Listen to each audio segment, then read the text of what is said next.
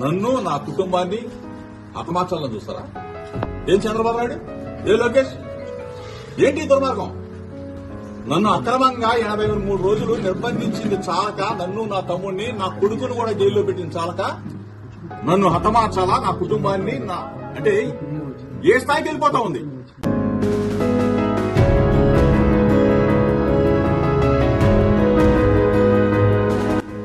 ఇంట్లో మా నాన్నగారు ఉన్నారు, నా భార్య, పిల్లలున్నారు.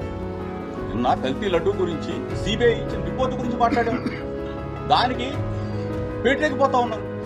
ఇటువంటి రాజకీయాల్లో మేమేదో చెయ్యకూడని తప్పు చేసినట్టు అనకూడన మాట మా నాయకుడు మీరు అమరావతి చెప్పలేదా? ఘోరంగా మాట్లాడలేదా? ఆ రోజు మేము ఇటువంటి పనులు చేసామా? ఇల్లు తగలబెట్టామా? ఇవన్నీ కూడా రాష్ట్ర ప్రజలు గమనిస్తా ఉన్నారు. చంద్రబాబు నాయుడికి, లోకేష్కి చెప్తా ఉన్నారు, ఇటువంటి రాజస్థానంలో మానుకోండి.